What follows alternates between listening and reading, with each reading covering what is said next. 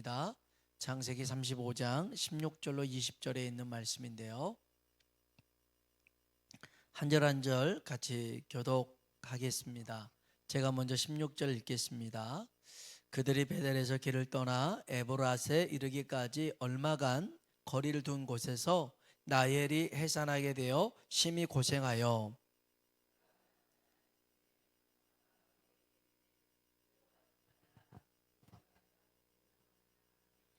그가 죽게 되어 그의 혼이 떠나려 할 때에 아들의 이름을 베노니라 불렀으나 그의 아버지는 그를 베냐민이라 불렀더라.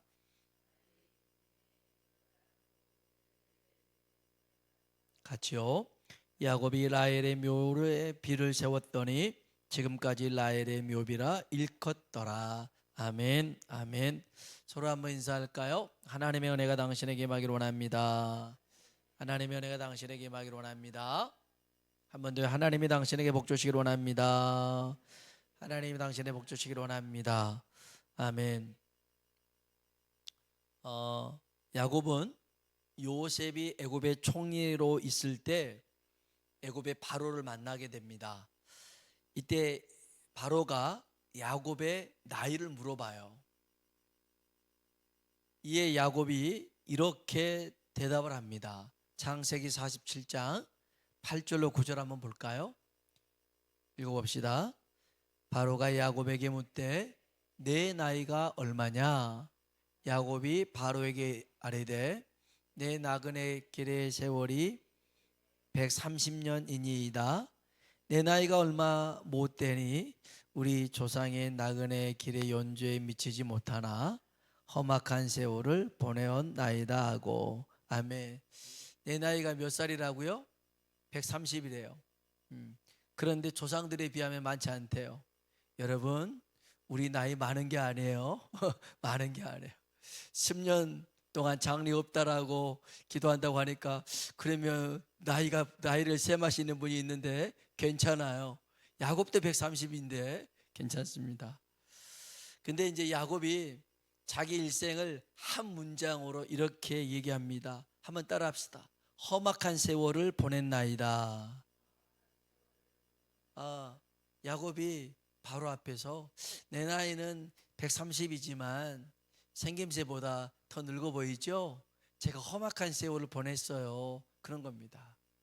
험악한 세월이라고 하는 것은 우리가 알다시피 형 에서와의 갈등이 있었고요, 삼촌 라반과의 갈등이 있었고요, 또 자식들하고도 갈등이 있었어요. 인생을 살다 보면 사람과의 갈등이 제일 커요. 이 사람과의 갈등이, 가정에서도 갈등이 있어요. 부부 간의 갈등이 있고, 부모 자식 간의 갈등이 있고, 형제 간의 갈등이 있고, 또 직장에서도 동료 간의 갈등이 있고, 선후배 관계도 갈등이 있잖아요. 교회도 갈등이 있습니다. 목회자와 갈등이 있고 교인들끼리 갈등이 있을 수 있습니다. 이런 갈등이 있을 때 여러분, 해결하는 방법이 있어요. 야곱이 험악한 세월을 보냈지만 견딜 수 있었고 감당할 수 있었던 비결이 뭐냐? 하나님 앞에 기도한 것인 줄로 믿습니다. 기도예요. 그래서 우리가 찬송가 338장 찬송에 보면 내 주를 가까이 하게 하면 찬양 있잖아요. 내 주를 가까이 하게 하면 십자가 짐 같은 고생이나 내 일생 소원은 늘 찬송하면서, 그 다음 뭐예요? 주께 더 나아가기 원합니다. 아멘. 이게 이 야곱의 노래 아니겠어요? 내 주를 가까이 하게 하면 십자가 짐 같은 고생이지만 내 일생 소원이 늘 찬송하면서 주께 더 나가기 원합니다. 주께 나갈 때 여러분 살게 될 줄로 믿습니다. 박윤선 목사님이라는 분이 계시는데 이분은 한국교회 캘빈주의의 1세대 목사님이신데요. 근데 이분이 했던 말이 있습니다. 한번 따라해 봅시다. 기도에 살 길이 있다. 이분이 기도에 살 길이 있다. 한 번 더 따라 합시다. 대책 없는 인생, 기도가 대책이다. 얼마나 멋있어요. 우리 인생이 대책이 없잖아요. 근데 뭐가 대책이라고요? 기도가 대책이래요. 돌아다니는 똑똑이가 되지 말고 기도하는 바보가 되라. 이분 진짜 이렇게 말씀하시고 기도하셨던 분이셨어요. 기도가 살 길이고 기도가 대책이고, 그냥 이것저것 발발발발 돌아다니면서 막 하려고 하는 게 아니라 묵묵히 바보처럼 기도할 때 하나님이 일하시고 역사하시더라는 거죠. 야곱은 어려움이 있었어요. 그래서 하나님 앞에 더 가까이 나아갑니다. 자신을 만나 주셨던 하나님, 그리고 자기에게 언약의 말씀을 주셨던 베델로 올라가죠. 거기서 하나님께 제단을 쌓습니다. 엎드리는 겁니다. 이때 하나님이 야곱을 다시 만나 주셨어요. 그리고 야곱에게 다시 언약의 말씀을 소망으로 주셨어요. 성경 볼까요? 창세기 35장 9절로 13절입니다. 천천히 한번 9절로 13절 읽어볼게요. 야곱이 밧단 아람에서 돌아오매 하나님이 다시 야곱에게 나타나사 그에게 복을 주시고, 하나님이 그에게 이르시되 내 이름이 야곱이지만은 내 이름을 다시는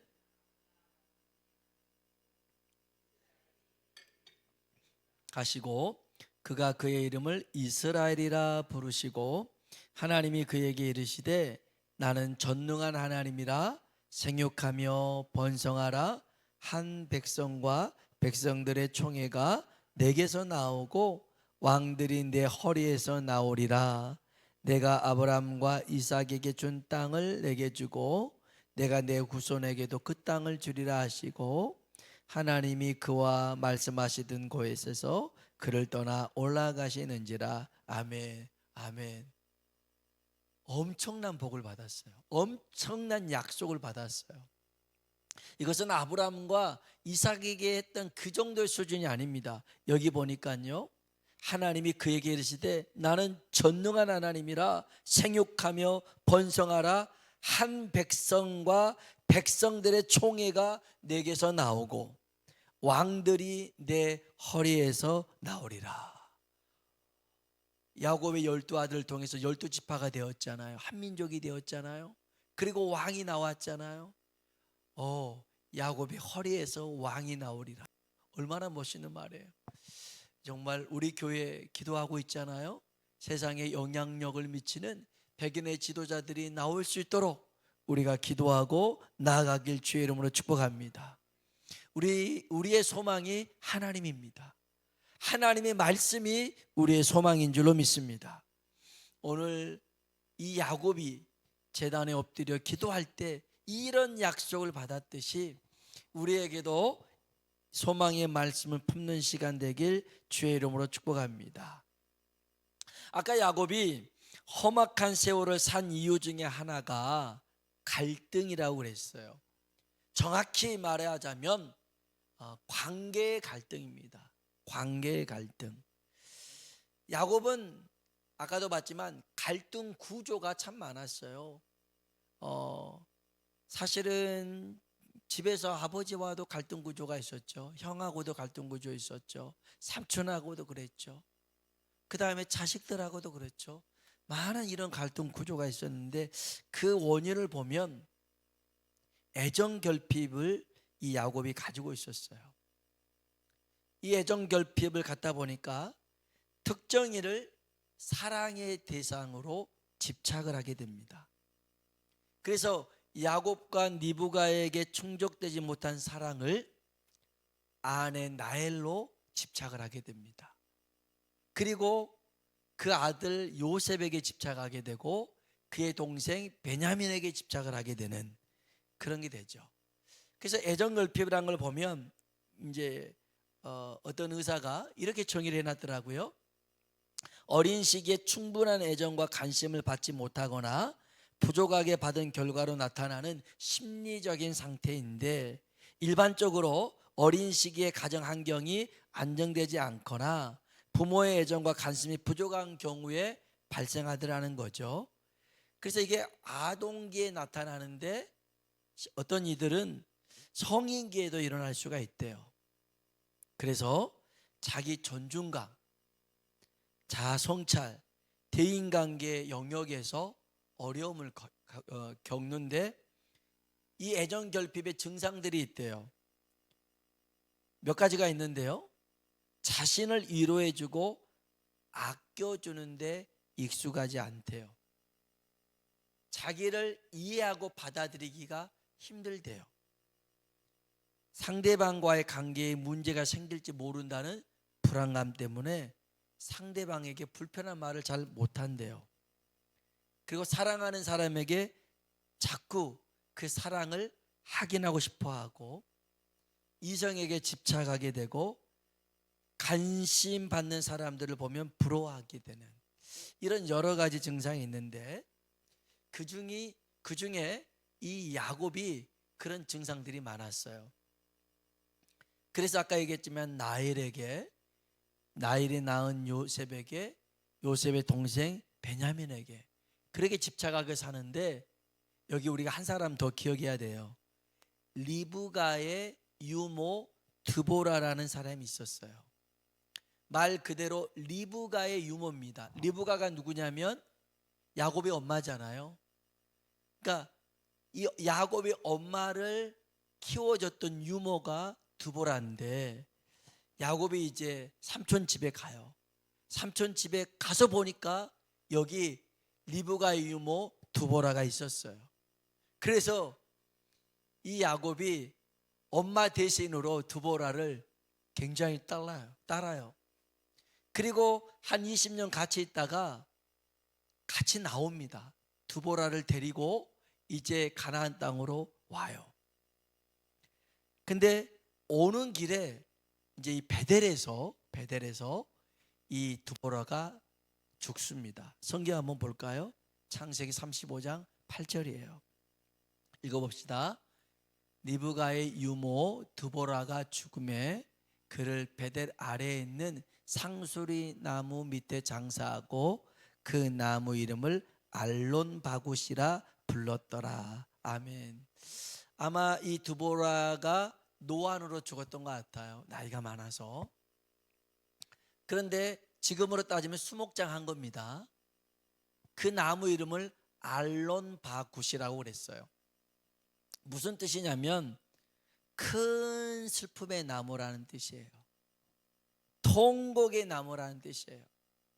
그러니까 이 리브가의 유모 드보라가 죽으니까 야곱이 거기서 크게 통곡을 하며 큰 슬픔에 잠겼던 곳이 이곳이었어요.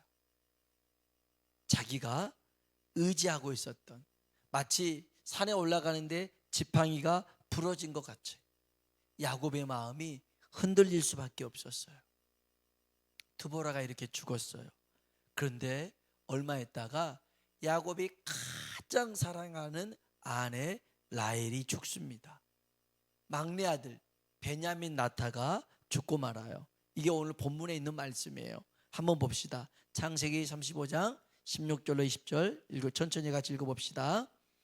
그들이 베델에서 길을 떠나 에브랏에 이르기까지 얼마간 거리를 둔 곳에서 라헬이 해산하게 되어 심히 고생하여 그가 난산할 즈음에 산파가 그에게 이르되 두려워하지 말라, 지금 내가 또 등남하느니라 하매 그가 죽게 되어 그의 혼이 떠나려 할 때에 아들의 이름을 베논이라 불렀으나 그의 아버지는 그를 베냐민이라 불렀더라.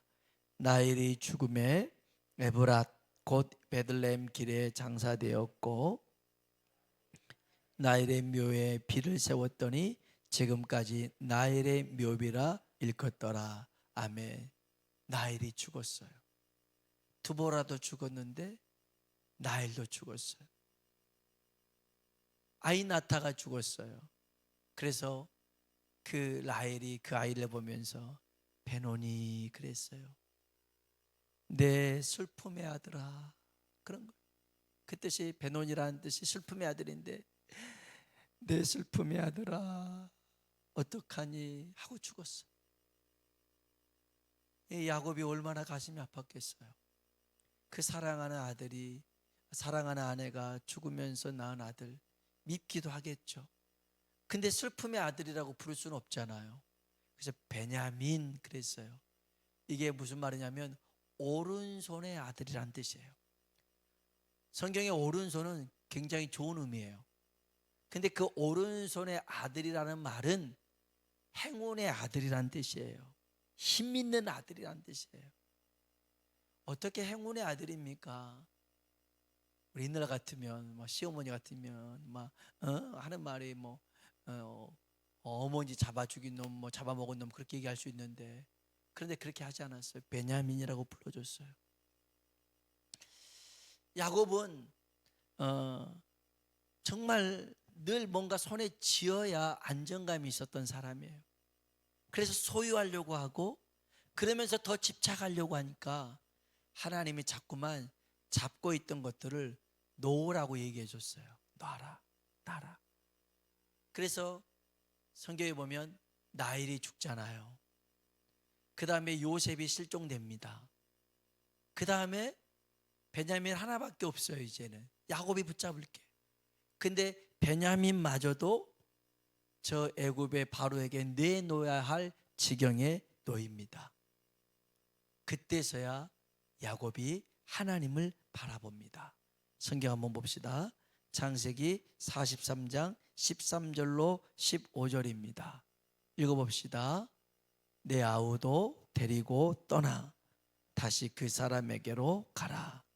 전능하신 하나님께서 그 사람 앞에서 너에게 은혜를 베푸사 그 사람으로 너희 다른 형제와 베냐민을 돌려보내게 하시기를 원하노라. 내가 자식을 잃게 되면 이르리로다. 그 형제들이 예물을 마련하고 갑절의 돈을 자기들의 손에 가지고 베냐민을 데리고 애굽에 내려가서 요셉 앞에 서니라. 아멘. 드디어 야곱이 마음을 정합니다. 내가 자식을 잃게 되면 이르리로다. 그렇게 내려놓습니다. 이제까지 지었던 이 야곱의 손이 드디어 내려놓았습니다. 하나님이 우리가 붙잡은 것을 펴라고 하실 때가 있어요. 건너라. 우리를 더 공경에 빠뜨리거나 힘들게 하기 위해서가 아니에요. 우리를 도와주시기 위해 손을 놔라 할 때가 있어요. 우리 수준의 복이 아닌 하나님 수준의 복을 주시기 위해서 내려놔라 할 때가 있어요. 그때를 여러분 잘 알고 내려놓을 수 있길 주의 이름으로 축복합니다. 어떤 성도가 어둑한 저녁에 산길을 가다가 낭떠러지에 굴러 떨어졌어요. 떨어지다가 간신히 나무 붙잡고 이제 떨어지지 않았잖아요. 위를 향해서 외칩니다. 거기 누구 없으세요? 저 좀 도와주세요. 그랬더니 나뭇가지를 놔라 그러잖아요. 누구세요? 네가 믿는 하나님이다. 그러니까 뭐라고 그래요? 거기 하나님 말고 다른 사람은 없으세요? 그러잖아요. 거기 하나님 말고 다른 사람은 없으세요?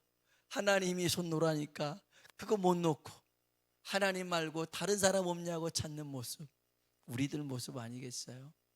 그러다 어떻게 돼요? 힘이 빠지죠. 그래서 나뭇가지를 놓고 떨어지는데 떨어져 보니까 1m도 안 되는 높이였더라는 것이죠. 떨어지면 죽는 줄 알았더니 그거 놓으니까 편안한 거예요. 우리 눈에는 안 보이는 거예요. 이 높이가. 그거 놓으면 편안한데, 이거 놓으면 잠잘 수 있는데, 이거 놓으면 쉴 수 있는데, 이거 못 나서 끝까지 붙잡으려고 애를 쓰다가 나만 힘드는 거예요. 우리 수준에서의 복이 아니에요. 하나님 수준에서 복을 주시려고 내려놓으라는 거예요. 더 버티지 말라고, 더 괴로움 당하지 말고 내려놓으라는 거예요. 그래서 성경에요, 시편 55편 22절에 보면 이런 말씀이 있어요. 같이 한번 시편 55편 22절입니다. 읽어볼까요? 내 짐을 여호와께 맡기라. 그가 너를 붙드시고 의인의 요동함을 영원히 허락하지 아니하시리로다. 아멘. 아멘. 의인이 뭡니까? 믿는 사람입니다. 내 짐을 누구한테 맡기라고요? 여호와께, 하나님께 맡기라는 거예요. 우리가 맡길 때 하나님이 우리를 붙잡아 주시더라는 거예요. 안 맡기잖아요. 그럼 하나님이 붙잡아 줄 수가 없는 겁니다. 그러면 우리는 계속 흔들릴 수밖에 없어요. 계속 괴로울 수밖에 없어요. 맡길 때 편안해집니다. 우리 주님이 오셔서 하는 게 뭡니까? 수고하고 무거운 짐진 자들아 다 내게로 오라. 내가 너희를 쉬게 하리라. 쉬게 하리라. 어디서 쉼이 있습니까? 주님께 나아갔을 때, 주님께 맡겼을 때 우리 영혼에 쉼이 주어지게 될 줄로 믿습니다. 그래서요, 너의 의지의 대상을 바꾸라는 거였어요. 야곱은 잘 몰랐어요. 그래서 계속 뭔가를 붙잡아야 안심이 됐거든요. 우리도 마찬가지잖아요. 어느 때는 건강을 붙잡다가 자식을 붙잡다가 명예를 붙잡다가 돈을 붙잡다가 자꾸만 뭐가 있어야지만이 내가 괜찮은 사람처럼 보여요. 근데 이게 다 없잖아요. 그러면 나는 아무것도 없는 불행한 사람처럼 여겨질 때가 있어요. 목회자들 중에서도 그런 분이 있어요. 목회를 하다가 목회를 이제 힘들어서 놨을 때, 부교육자를 하다가 그만뒀을 때, 그러면 이렇게 목사님들끼리 만나는 그 모임에도 나오질 않아요. 스스로가 그냥 목회 아니어도 하나님께서 또 다르게도 역사하실 수 있지만 마치 나는 실패자라는 생각을 가져요. 그렇지 않아요. 그렇지 않아요. 우리가 가진 게 없어도 우리에게는 하나님이 계시잖아요. 하나님이 소망이잖아요. 하나님이 야곱에게 계속 말씀하시는 게 뭐냐면 네가 붙들고 있는 게 소망이 아니라 내가 너의 소망이란다. 나의 약속이 너의 소망이란다. 할렐루야. 그 말씀을 계속 해주는 거예요. 지금 이것이 문제가 해결됐기 때문에 된 게 아니라 이게 여전히 문제거리로 있어도 내가 너의 소망이 되어주겠다라는 겁니다. 바울은요 정말 죽을 고생 많이 했어요. 바울처럼 힘들게 살아간 사람은 찾아볼 수가 없어요. 그런데 바울이 거기서 깨달은 게 있어요. 죽을 만큼 힘든 일을 하면서 그가 깨달았던 것은 고린도후서 1장 9절에 나와요. 같이 한번 읽어봅시다. 우리는 우리 자신이 사형 선고를 받은 줄 알았으니 이는 우리로 자기를 의지하지 말고 오직 죽은 자를 다시 살리시는 하나님만 의지하게 하심이라. 아멘. 아멘. 잘 보세요. 우리는 우리 자신이 사형 선고를 받은 줄 알았대요. 죽는 줄 알았대요. 죽는 줄 알았대요. 그런데 이렇게 한 이유가 뭐냐? 자기를 의지하지 말고 죽은 자를 다시 살리시는 하나님만 의지하게 하는 거예요. 아멘이십니까? 오늘 저와 여러분이 하나님만 의지하며 살아가길 주의 이름으로 축복합니다. 세상 사람들 다 나를 등지고 떠나도요, 우리 하나님은 우리를 떠나지 않고 버리지 않고 약속하셨거든요. 세상 끝날까지 너와 함께 하시리라. 그 하나님 붙들고 나아가는 우리가 되길 주의 이름으로 축복합니다.